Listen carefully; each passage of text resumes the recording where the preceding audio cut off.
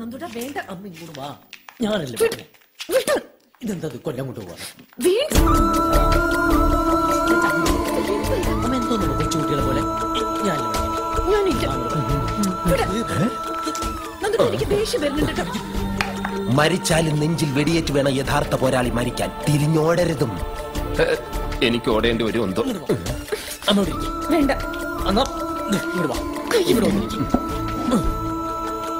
അനന്തൂട്ട, നിനക്ക് വല്ലതും പറയാനുണ്ടെങ്കിൽ വേഗം പറയും. എനിക്ക് വേറെ ജോലിയുണ്ട്, നാളെ കേസുള്ളതാ.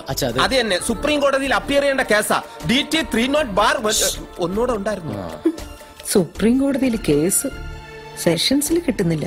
പിന്നെയാ കിട്ടാഞ്ഞിട്ടല്ല, എടുക്കാഞ്ഞിട്ടാ. പിന്നെ ചിലരെ പോലെ പോക്കറ്റടി കേസും വെള്ളോടി കേസും വാദിക്കാനൊന്നും ആനന്ദനെ കിട്ടില്ല അനന്തൂട്ട. ഈ പൂച്ചയും മുയലും ഒക്കെ മുമ്പിൽ വന്ന് പെട്ടാലും സിംഹം പിടിക്കില്ല.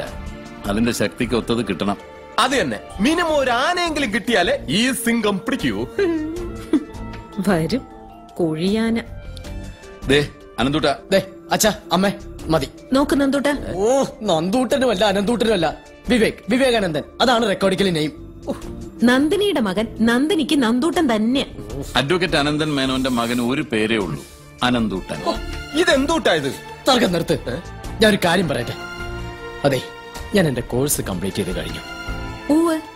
റിസൾട്ട് വന്നാലുടനെ UK ജോലിക്ക് ജോയിൻ ചെയ്തു. എല്ലാം ഏർപ്പാടാക്കി കഴിഞ്ഞു. അനന്തൂട്ട, ഞാൻ നിന്നോട് പറഞ്ഞു, ഇംഗ്ലണ്ടിലല്ല, നീ അമേരിക്കയിലാ പോകാൻ പോകുന്നത്.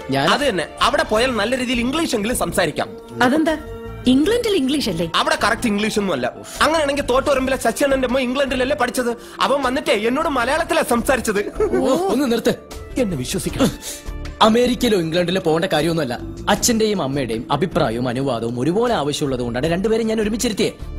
പറയാനുള്ളത് എന്റെ ലൈഫിന്റെ പ്രശ്ന. ലൈഫിന്റെ പ്രശ്നം?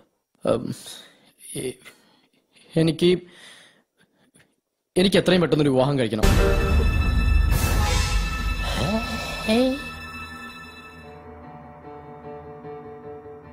എന്താ? എന്റെ മാരേജ് നടത്തി തരണം എന്ന്.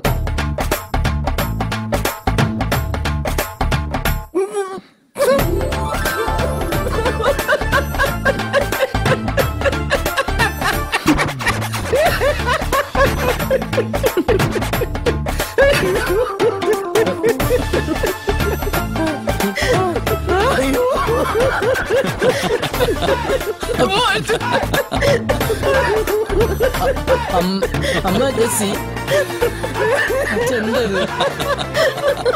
ഞാൻ കാര്യമായിട്ടാ പറഞ്ഞത്. എനിക്ക് ഉടനെ ഒരു വിവാഹം കഴിക്കണം.